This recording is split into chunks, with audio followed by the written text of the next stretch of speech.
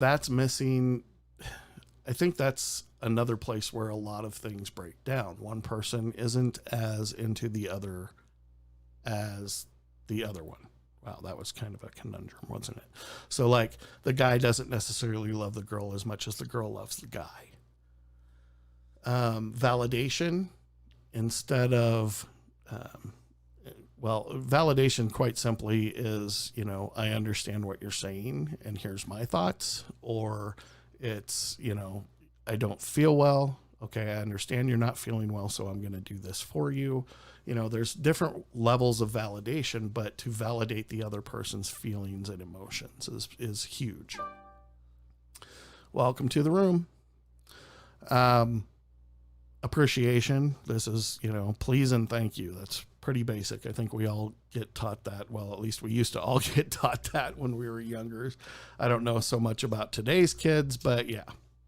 And with the appreciation too, I think, please and thank yous are great, and I think they get overused though to an extent. So even, maybe once a week, once every couple of weeks, once a month, just going to the other person and saying, I may not say it enough, but I really do appreciate everything you do for me. I appreciate this. I appreciate that. Actually using the word appreciate can definitely make it more meaningful. Definitely. Absolutely. Yeah. All right, I fixed your microphone. That was bugging me. I appreciate that. Love is a basal emotion. Love, hate, fear, et cetera, et cetera. We all need to feel loved. And I don't mean like the mom loves the child. I mean, on a deeper level, this is the kind of love where you're in a relationship with somebody, and it's really a combination of that connection, validation, and appreciation and affection. It's not so much saying, hey, I love you, because those words are very overused in most relationships and oftentimes unmeant. Not understood by the people that say them either. They might think they love them, but their actions speak otherwise. Exactly. Again, saying I love you doesn't mean it. It's the actions behind it. Affection is another one. I hit on this one earlier. Kissing, touching, holding hands, back rubs. It doesn't necessarily even need to be that, but staring into your loved one's eyes can do amazing things for your relationship. So another thing, when you feel kind of what's the point, and by that I mean you're given empty promises that ends in a fight. You're being told you're needy, jealousy, insecurity, or downright madness. And we'll get into those a little bit more in the part where we actually explain the different types of abuses, but of course, everyone's needy. We have needs. Well, we all have needs, yes. But this is like you're in a fight or an argument and the other person is like, God, you're needy. Ugh. Again, it goes back and makes you feel bad about yourself. And again, these things generally tend to stem from the jealousy and insecurity of the other person. Or you just feel like there's no goddamn point to anything. It doesn't mean necessarily the relationship, but you could get into that state of depression where you are just totally and completely blah. No point in showering, no point in going to work. It's just disgusting. Exactly. Feeling. It really is. Bringing up number four.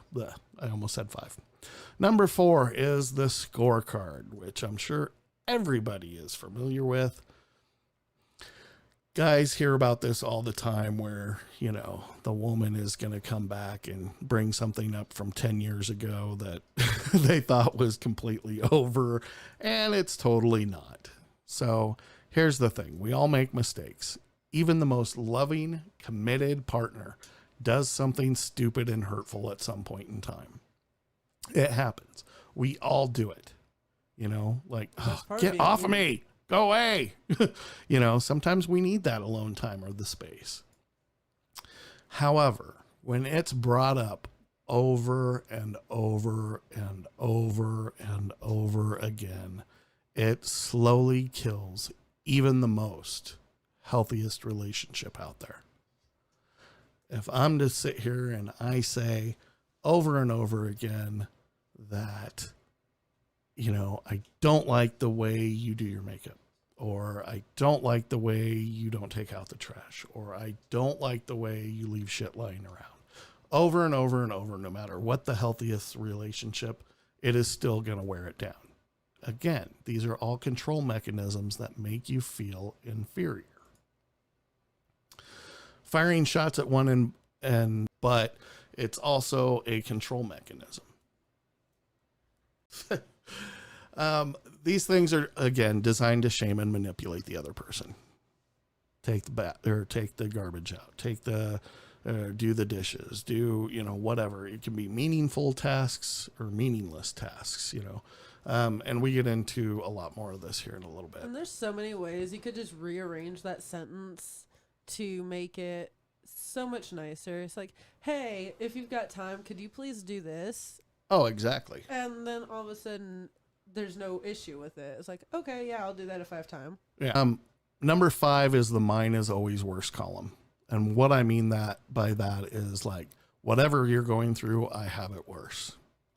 So you're having a bad day. Oh my God, you should have heard what I had to deal with today. It was so terrible.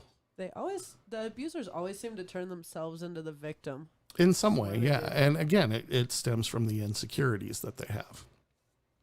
In a healthy relationship, both people need to take a turn at being supported and being the supporter. That's just how it is. But if the focus is always on the other person, like, I know you're really sick, but it's so stressful for me to have to deal with this stuff. Or, I know you've got a fever of 102, but I still expect you to clean the house. Exactly. Same thing. Nothing ever gets resolved in an argument. All couples argue. I don't know what just happened there. That was weird. All couples argue, and there is no trust that the other will be able to deal with the issue, or there is no trust. Okay, so see, this is the problem with me doing stuff when I'm awake as opposed to talking about it when I'm not so much. So nothing ever gets resolved and everything always ends in an argument. All couples do argue. It's how you argue that makes the difference. Hey, Leah. It all goes back to the communication. You communicate effectively. You can say, hey, I know you're stressed, but, I feel like, and using the I statements, and this is going back to elementary school. The I statements always, to me at least, seem better instead of pointing the finger and saying, you never's bothering you. That's less likely to turn into. But you're right on point on that. The I statements are very, very important.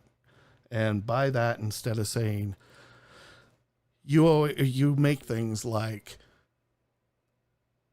I feel whenever the house is dirty, the person. So it doesn't,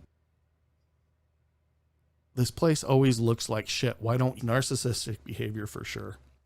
And again, there's buried needs and resentment for the other person to be in pardon me. You want to be a part of the panel? Now you can. Join the conversation anytime we live stream by sending us a message in the chat rooms or messaging us on Skype. Send a message to the Arrow Radio on Skype and you can join in. Or you can send us an email to show@taboo.media and let us know what's on your mind. Don't want to use your computer? No problem. Give us a call at 970-999-5176 and talk to us live or leave us a message to be played on the air. Join us today. Taboo and 106.9 The Arrow. We're not afraid.